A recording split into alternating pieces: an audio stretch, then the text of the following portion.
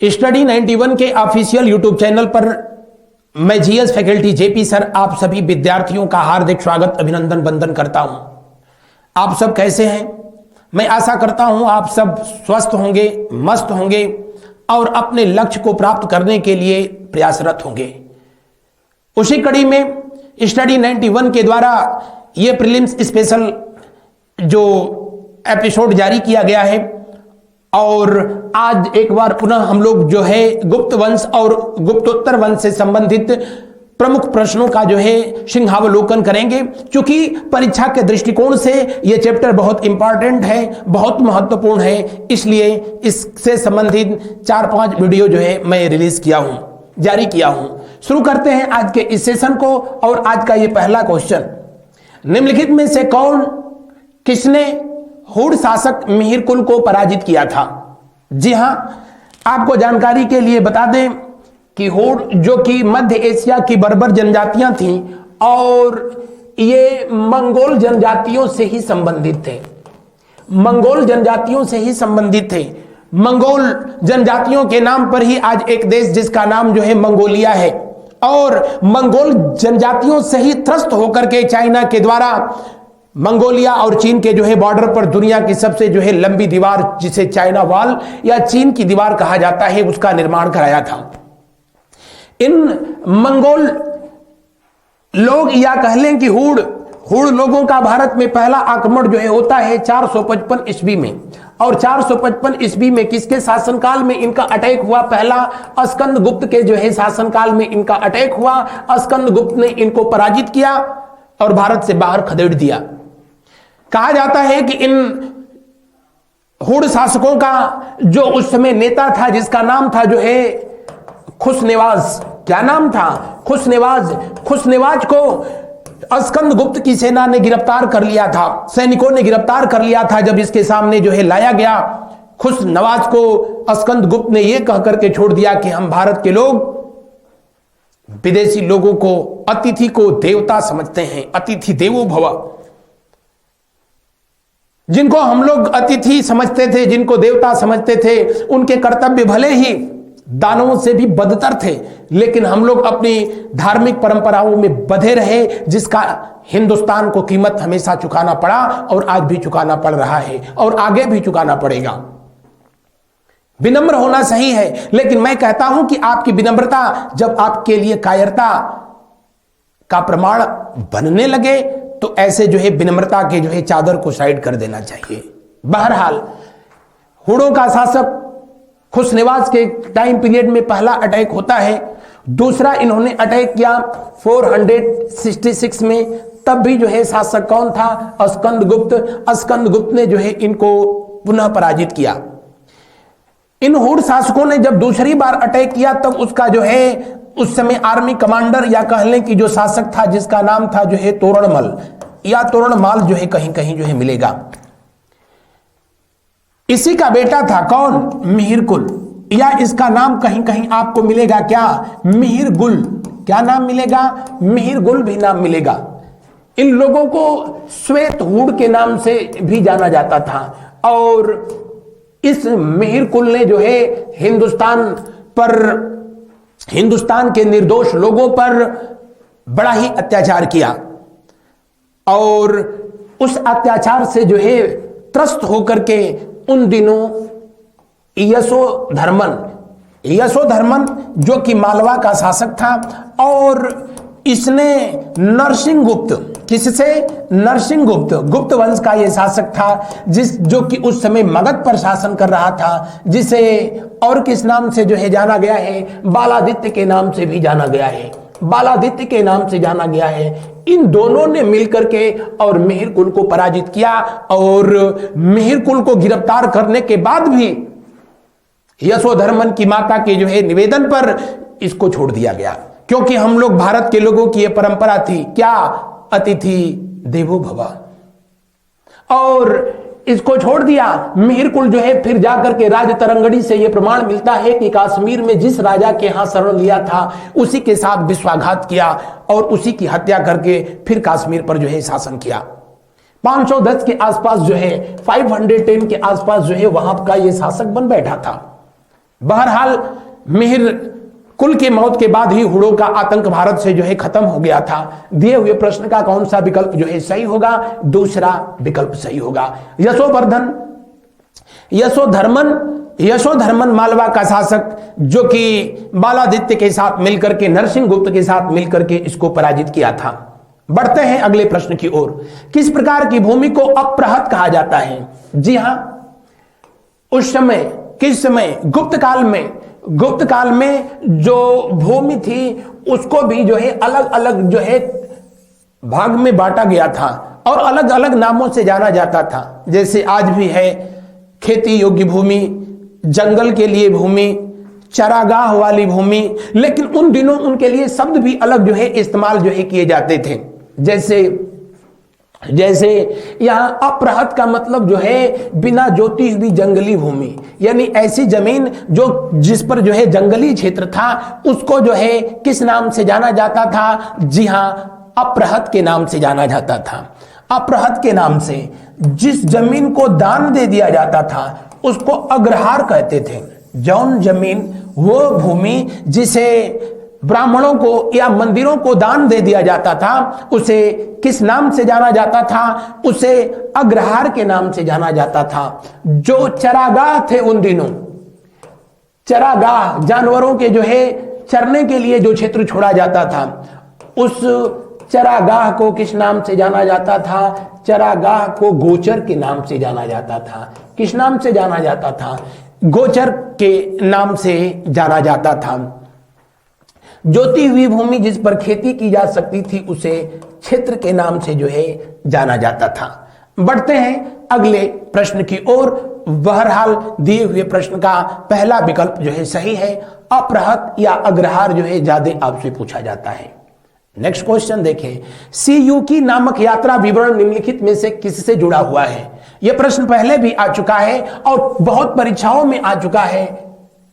Si-Yu-Ki ये किसका यात्रा वृतांत है? किसका यात्रा वृतांत है? उस व्यक्ति का यात्रा वृतांत है जिसे यात्रियों का राजकुमार कहा जाता था, जिसे शाक्य मुनि कहा जाता था, जिसे श्वानचांग कहा जाता था, जो कि हर्षवर्धन के शासनकाल में 630 ईस्वी में भारत में आया था। जी हां, मैं किसकी बात कर रहा हूं? वेनसांग की बात कर रहा हूं। वेनसांग जिसके यात्रा वृतांत को जो है सीयूकी के नाम से जाना जाता था। फाहियान भारत में 399 ईस्वी में आया था। किसके शासनकाल में? किसके शासनकाल में? तो आप कहेंगे कि चंद्रगुप्त विक्रमादित्य के शासनकाल में। किसके शासनकाल में? चंद्रगुप्त विक्रमादित्य के शासनकाल में। फाहियान शब्द का शाब्दिक अर्थ ही होता है क्या? धर्माचार्य। शाब्दिक अर्थ क्या होता है? धर्माचार्य। वरना फाहियान का जो वास्तविक नाम था वो था जो है कुंग। क्या नाम था? अल-बरूनी। आगे मैं पढ़ाऊंगा कि महमूद गजनवी के साथ जो है भारत आया था, जिसने की पुस्तक लिखी क्या? कुव्वत उल हिंद। कौन सी पुस्तक लिखी? कुव्वत उल हिंद। महमूद गजनवी के साथ जो है ये भारत में आया। तक्षशिला विश्वविद्यालय में जिसने अध्ययन किया और जिसके बारे में कहा जाता है कि ये पहला ऐसा मुसलमान था जिसने संस्कृत भाषा का अध्ययन किया। ये पहला ऐसा व्यक्ति था जिसने कि वेदों पुराणों का जो है अध्ययन किया था। मेगास्थनीज जो कि चंद्रगुप्त मौर्य के दरबार में रहा करता था। मेगास्थनीज को फादर ऑफ इंडियन हिस्ट्री के नाम से जाना जाता है। भारत के इतिहास का पिता कहा जाता है। और मेगास्थनीज के द्वारा जो पुस्तक लिखी गई उस पुस्तक का नाम क्या है? उस पुस्तक का नाम है क्या? इंडिका। उस पुस्तक का क्या नाम है? इंडिका। लेकिन प्रश्न के अनुसार कौन सा विकल्प सही होगा? अंतिम विकल्प सही होगा। नेक्स्ट क्वेश्चन देखें। चालुक्य शासक पुलकेशियन की हर्ष पर विजय का वर्ष था। पुलकेशियन द्वितीय जो चालुक्य वंश का जो है शासक था, जिसका पूरा नाम था इमाडी पुलकेशियन द्वितीय, जिसने कि हर्षवर्धन जब दक्षिण भारत की ओर जो है अग्रसर थे तो उनको पराजित किया था। कौन? पुलकेशियन द्वितीय ने। इसका जो है प्रमाण किससे मिलता है? ऐहोल अभिलेख से मिलता है। किससे? ऐहोल अभिलेख। ऐहोल अभिलेख है कहां? तो आप कहेंगे कि ऐहोल अभिलेख इस समय कर्नाटक में पड़ता है। कहां पर? कर्नाटक में स्थित है। किस नदी के किनारे है? मालप्रभा नदी के किनारे है। ऐहोल अभिलेख की जो है रचना किसने किया था? रवि कीर्ति के द्वारा किया गया। किसके द्वारा किया गया बेटा? रवि कीर्ति के द्वारा जो है किया गया था। जैन कवि रवि कीर्ति ने इस घटना का उल्लेख किया है और उस पर जो वर्ष दिया है वो 334 जो है दे रखा है। हालांकि 334 में ऐहोल अभिलेख की स्थापना किया गया था, लेकिन ऐसी मान्यता है कि उससे पहले ही ये युद्ध हुआ होगा। लेकिन विकल्प के अनुसार जो है कौन सा, प्रश्नानुसार कौन सा विकल्प सही होगा? पहला सही होगा ना, अंतिम सही होगा। बढ़ते हैं अगले प्रश्न की ओर। निम्नलिखित शासकों में से किसने हर्षवर्धन को पराजित किया था? वही बात अभी तो मैंने बताया। किसने? पुलकेशियन द्वितीय ने। किसने? पुलकेशियन द्वितीय ने जो है हर्षवर्धन को पराजित किया था। बढ़ते हैं अगले प्रश्न की ओर। उससे पहले मैं बता दूं कि इन दोनों के बीच जो है युद्ध पहली बार जो हुआ था वो नर्मदा नदी के तट पर, और दूसरी बार जो हुआ था वो गोदावरी नदी के तट पर जो है युद्ध लड़ा गया था, जिसमें हर्षवर्धन पुलकेशियन द्वितीय के द्वारा जो है पराजित कर दिया जाता है। और इसका प्रमाण अभी मैंने बताया किस अभिलेख से मिलता है? ऐहोल अभिलेख से मिलता है। किससे? ऐहोल से। अगला प्रश्न को देखें। सूची 1 को सूची 2 से सुमेलित कीजिए और नीचे दिए गए कूटों में से सही उत्तर का चयन कीजिए। दक्षिण भारत। दरअसल समुद्रगुप्त अपने जीवन काल में, समुद्रगुप्त जिनको कि अशोकादित्य के नाम से भी जाना जाता है। किस नाम से? अशोकादित्य। हालांकि मौर्य वंश के शासक सम्राट अशोक से इनका कोई लेना देना नहीं है। अशोकादित्य के नाम से जाना जाता है, जिनको भारत का नेपोलियन कहा जाता है। इनको भारत का नेपोलियन कहा जाता है। किसने कहा था? ए स्मिथ के द्वारा जो है कहा गया था। समुद्रगुप्त जिन्होंने पराक्रमांक की उपाधि धारण किया, पराक्रमांक की उपाधि धारण किया था समुद्रगुप्त 24 शासकों को पराजित किया, 24 युद्ध जीते और जो है हर आईपीएल में विजेता हुए। उसमें 12 युद्ध जो है आर्यावर्त में लड़े गए, आर्यावर्त में जो है लड़े गए, या कह लो कि उत्तर भारत में, और 12 जो है दक्षिण भारत में जो है लड़े गए। इसका प्रमाण जो है कहां से मिलता है? आप कहेंगे प्रयाग प्रशस्ति से मिलता है। प्रयाग प्रशस्ति से मिलता है। प्रयाग प्रशस्ति, प्रशस्ति का मतलब ही होता है ऐसा शिलाखंड पत्थर जिस पर जो है सम्राट के बारे में जो है तथ्यों का उल्लेख किया गया है, जानकारी दी गई है। आपको जानकारी के लिए बता दें, जिन दक्षिण भारत के 12 राजाओं को इन्होंने पराजित किया, उसमें धनंजय कहां का राजा था? जी हां, कुस्तलपुर का जो है राजा था। यानी ए का कौन सा होगा? तीसरा। Oh my God, so simple. A का तीसरा, यानी जो है कौन सा विकल्प सही है? सी विकल्प सही है। बढ़ते हैं अगले प्रश्न की ओर। सूची 1 को सूची 2 से सुमेलित कीजिए और नीचे दिए गए कूट का प्रयोग कर सही उत्तर का चयन कीजिए। ये चीनी यात्री हैं, चाइनीज वाले हमेशा से भारत में आते रहे, कभी ज्ञान प्राप्त करने के लिए, कभी अपनी जो है बनी बनाई वस्तुओं को भारत में जो है बेचने के लिए। आज भी चीन का राष्ट्रीय धर्म बौद्ध धर्म है।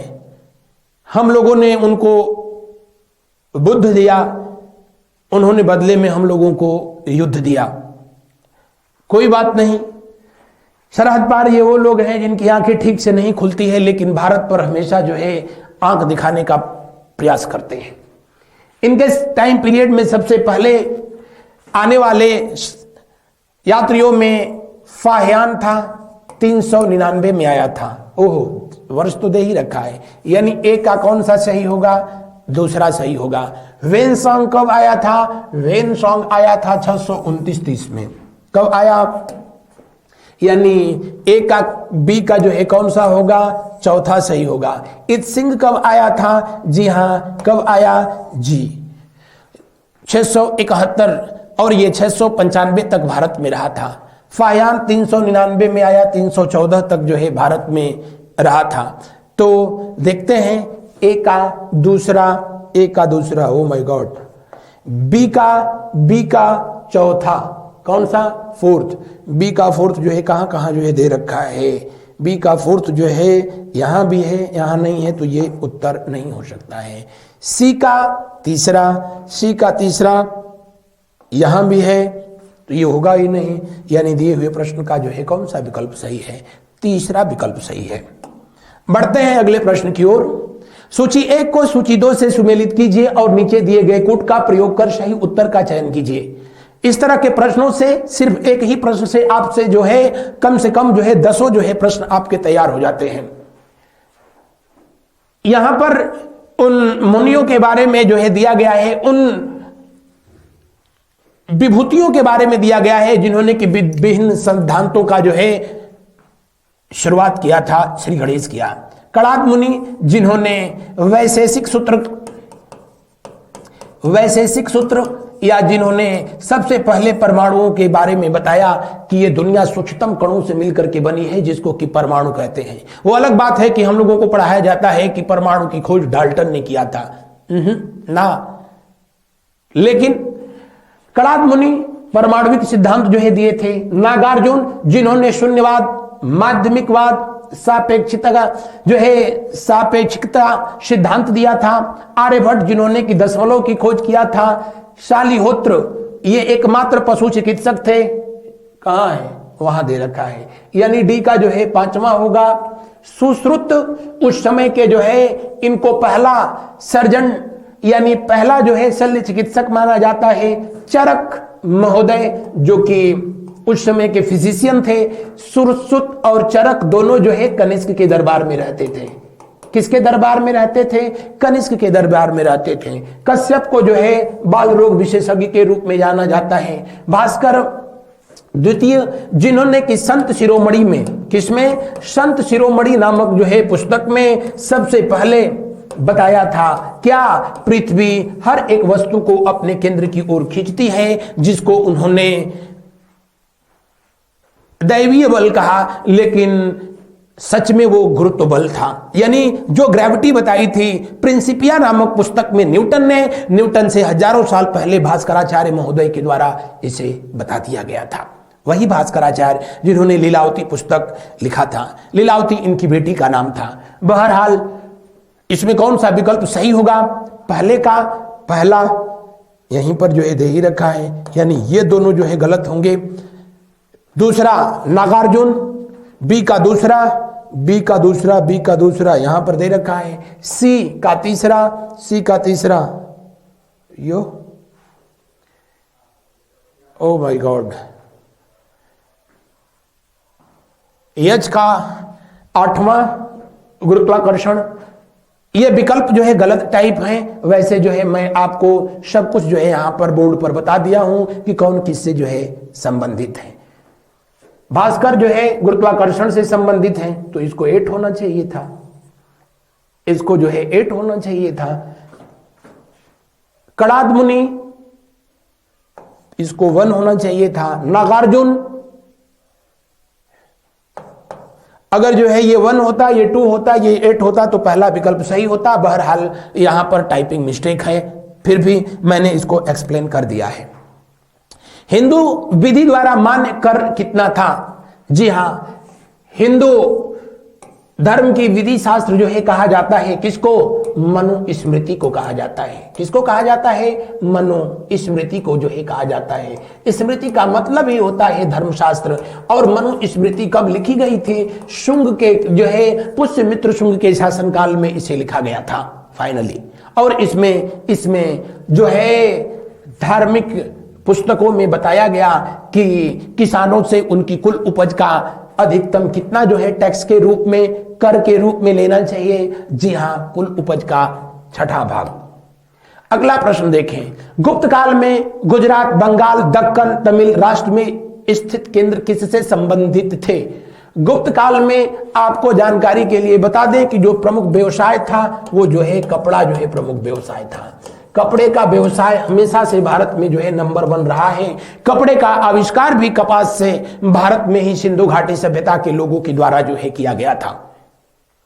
और ये सब के सब जो है किससे संबंधित थे? जी हां, वस्त्र के उत्पादन से संबंधित थे।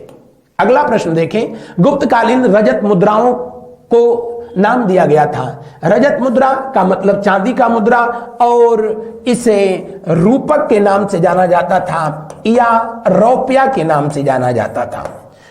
रूपक या रौप्या से ही जो है रुपया शब्द गढ़ा था, वरना ये इसी का ये अपभ्रंश है। किसने? शेरशाह सूरी ने।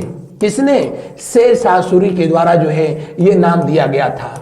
और आज भी ये भारत की करेंसी है रुपया, जिसके लिए ये वाला सिंबल जो है दिया गया था। किसके द्वारा? जी हां, IITN डी उदय कुमार के द्वारा दिया गया था। दुनिया में आज भी करीब 8 देश हैं ऐसे हैं जो कि रुपया करेंसी के रूप में इस्तेमाल करते हैं। उसमें जो है अफ्रीका महाद्वीप में सिर्फ 2 देश हैं। एक कौन सा? मॉरिशस, जिसकी राजधानी पोर्ट लुइस है, और एक और देश है जो कि रुपया को जो है इस्तेमाल करता है। उस देश का नाम है सेशेल्स। क्या नाम है? सेशेल्स नाम है, जिसकी राजधानी विक्टोरिया है। ये भी रुपया करेंसी इस्तेमाल करता है। ये अफ्रीका कॉन्टिनेंट, अफ्रीका महाद्वीप का देश है। बाकी सभी जो है एशिया के देश हैं। इवन दैट भारत का पड़ोसी देश पिचासपुरी में भी रुपया ही इस्तेमाल होता है। दिनार, जो कि दिनार शब्द ही बहुत पूछता है, ये लैटिन लैंग्वेज है, ग्रीक लैंग्वेज है, ध्यान रखना, लैटिन भाषा का ये शब्द है। और इसको सबसे ज्यादा जो है अरब शासकों ने, मुगल शासकों ने जो है इस्तेमाल किया था। यह सोने की मुद्रा हुआ करती थी।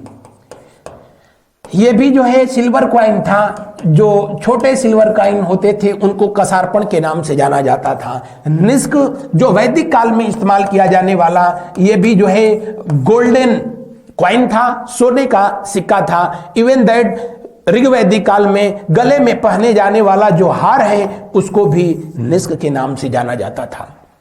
अगला प्रश्न देखिए, भारत में दार्शनिक विचार के इतिहास के संबंध में सांख्य संप्रदाय से संबंधित निम्नलिखित कथनों पर विचार कीजिए। पहला कथन कह रहा है सांख्य दर्शन सबसे पहले बता दें किसके द्वारा दिया गया था? कपिल मुनि के द्वारा दिया गया था। किसके द्वारा जो है दिया गया था? कपिल मुनि के द्वारा दिया गया। भारत में जो है कुल कितने जो है दर्शन है? जी हां, 6।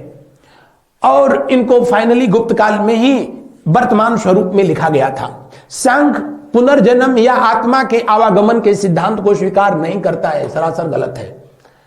सांख्य दर्शन में पुनर्जन्म और आत्मा परमात्मा के जो है अस्तित्व को स्वीकार किया गया है। बिल्कुल, सांख्य दर्शन की मान्यता है कि आत्मज्ञान से ही मोक्ष की प्राप्ति होती है। आत्मज्ञान ही मोक्ष की ओर ले जाता है, न कि कोई बाह्य प्रभाव अथवा कारक। यानी संक्षेप में कहें तो आत्मज्ञान से ही मोक्ष की प्राप्ति होती है। और मोक्ष की प्राप्ति का मतलब जो है निर्वाण, और निर्वाण का मतलब होता है कि जन्म मरण से जो है मुक्ति मिल जाना।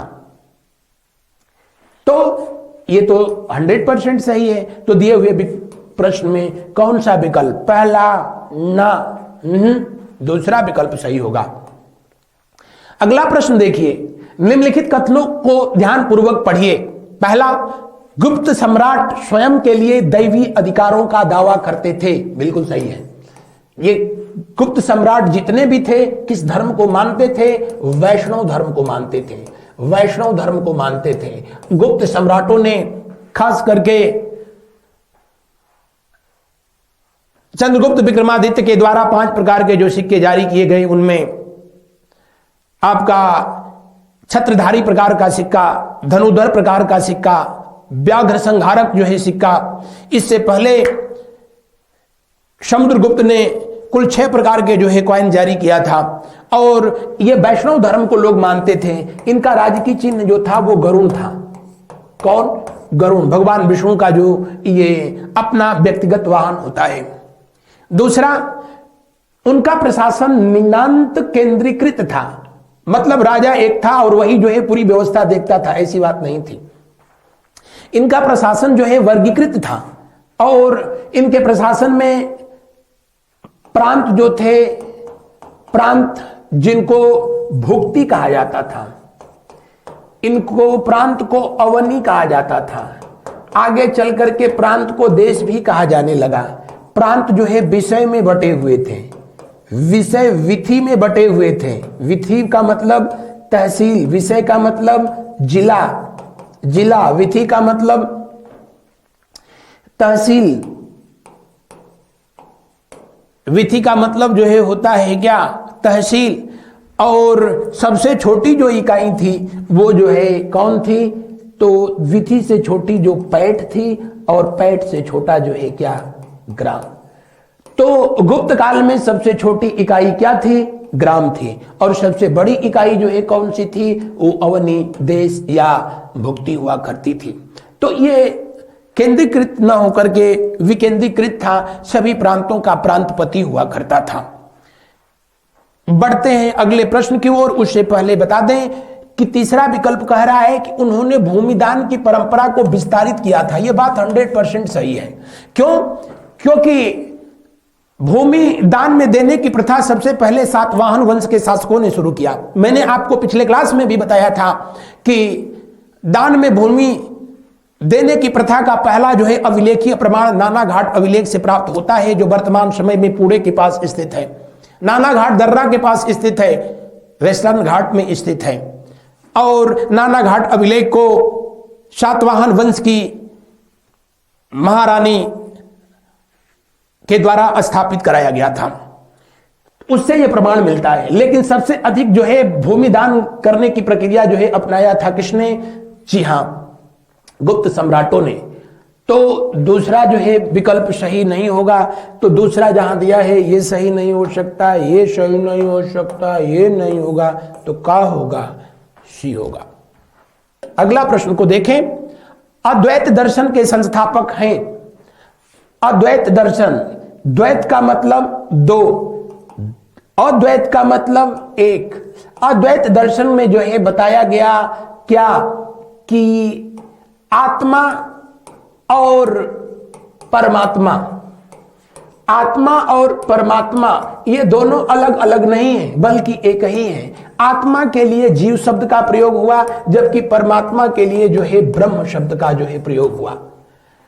अद्वैत दर्शन के तहत बताया गया कि ब्रह्म जो है सर्वोपरि है, ब्रह्म सर्वोपरि है। ब्रह्मा के अंगों से ही इस ब्रह्मांड की जो है उत्पत्ति हुई थी।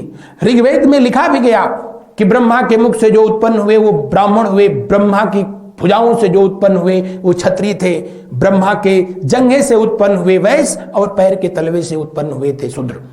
ऋग्वेद के 10 मंडल के पुरुष सूक्त में इसको जो है लिखा गया था।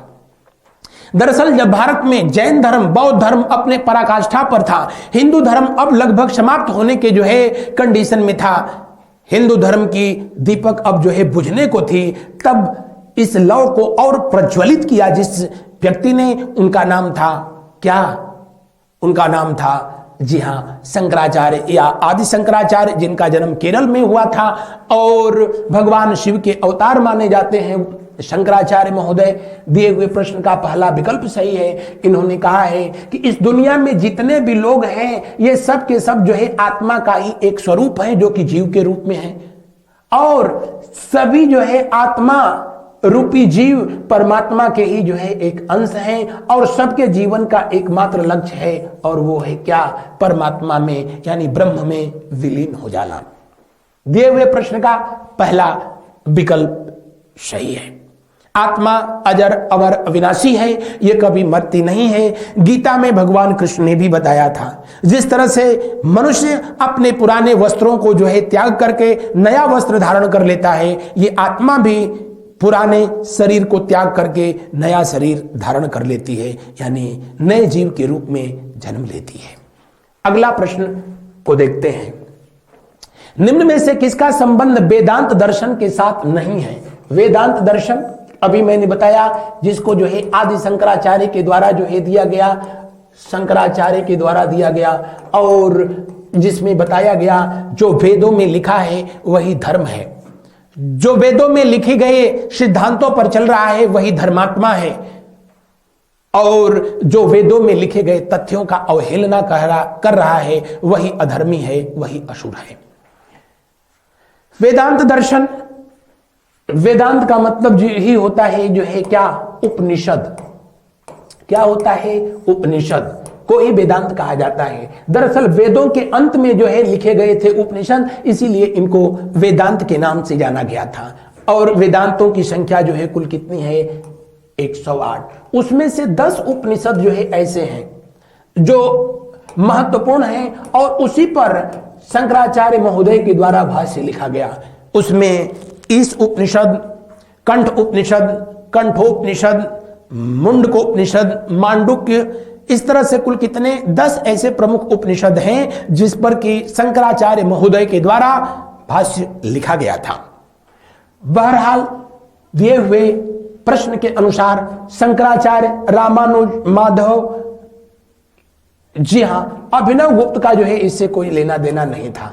बाकी सब प्रत्यक्ष या अप्रत्यक्ष रूप से, जी हां, वेदांत दर्शन से ही संबंधित रहे थे। निम्नलिखित युग्मों में से कौन सा एक भारतीय षड दर्शन का भाग नहीं है? षड दर्शन मैंने बताया कि जो है इनकी कुल संख्या जो है कितनी है 6। और उसमें से मीमांसा, जी, वेदांत, न्याय, वैशेषिक, सांख्य, योग, लोकायत और जो है कापालिक। लोकायत और कापालिक ये दोनों जो है किससे संबंधित है? शैव धर्म से संबंधित है। किससे संबंधित है? शैव धर्म से।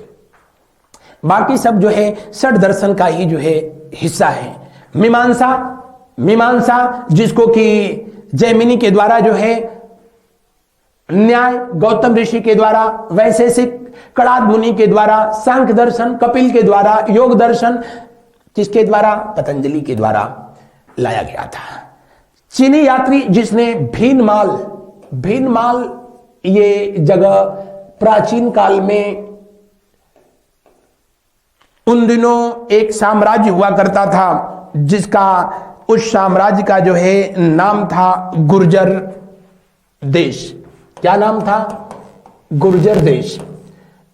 और गुर्जर देश या कहीं कहीं देशा लिखा होगा। ये गुर्जर देश की राजधानी ही जो है भीनमाल थी, जिसके अंतर्गत जो है दक्षिणी राजस्थान आज का और गुजरात का जो है क्षेत्र हुआ करता था। इसी की राजधानी भीनमाल थी। भीनमाल में ही जो है महान गणितज्ञ जिनका नाम ब्रह्मगुप्त था, ब्रह्मगुप्त या संस्कृत के महान कवि माघ का जो है जन्म हुआ या इनका जन्म स्थान था। उस स्थान की यात्रा जो है किया था किसने? वेनसांग ने। किसने? वेनसांग, जो कि 629 ईस्वी में अपने देश से चलता है और भारत में आता है और करीब 15 वर्ष तक यहाँ समय बिताता है। नालंदा में अध्ययन करता है और उस समय विद्या का केंद्र भीनमाल में भी जो है इसने यात्रा किया था, उन क्षेत्र का भ्रमण किया था। अगला प्रश्न को देखते हैं। चीनी यात्री वेनसांग ने किस विश्वविद्यालय में अध्ययन किया? अभी मैंने बताया था आपसे, नालंदा विश्वविद्यालय में। और नालंदा विश्वविद्यालय की स्थापना किसने कराई थी? कुमार गुप्त के द्वारा कराया गया था। किसके द्वारा?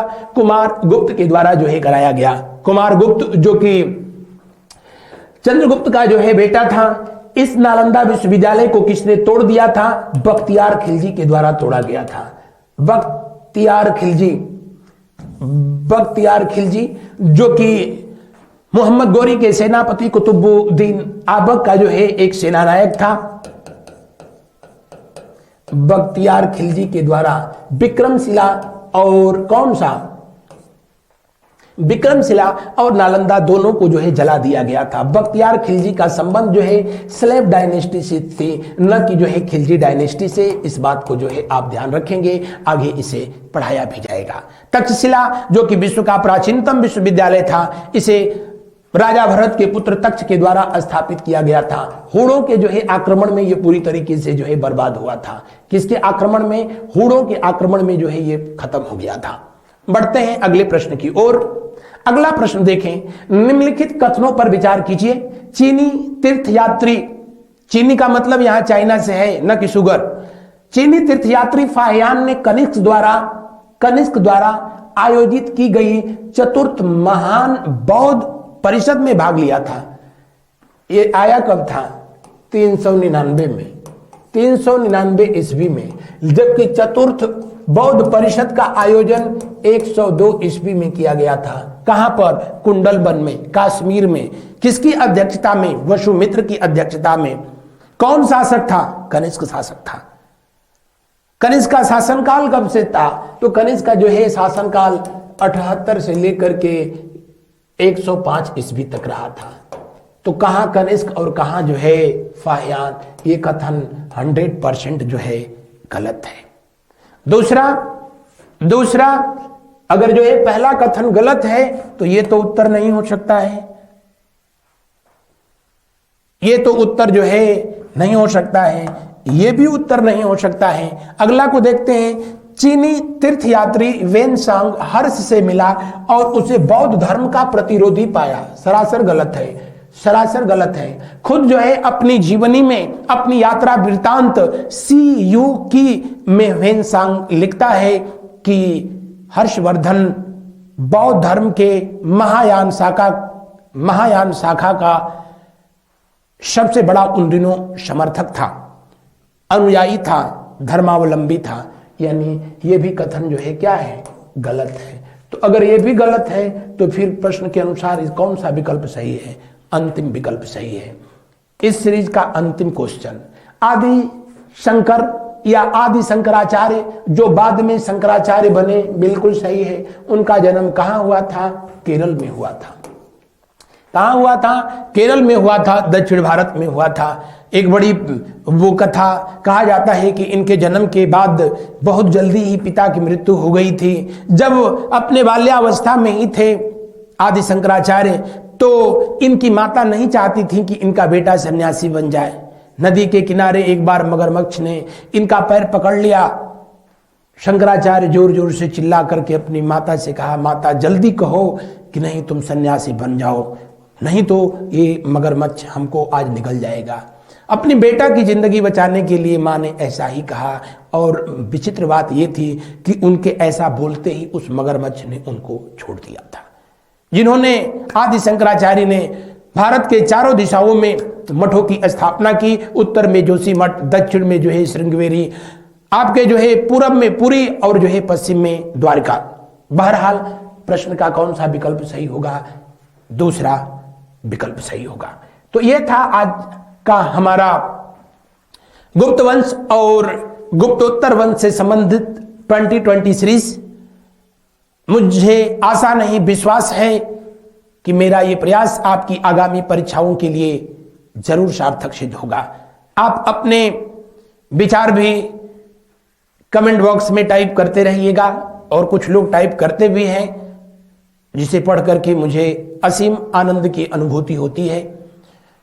वो लोग जिन्होंने मैसेज जो है टाइप किया था कि सर जो है पेड बैच कब आएगा, बहुत जल्दी जो है जारी किया जाएगा। बहरहाल आज बस इतना ही। Thank you. शुभ रात्रि, good night to all of you.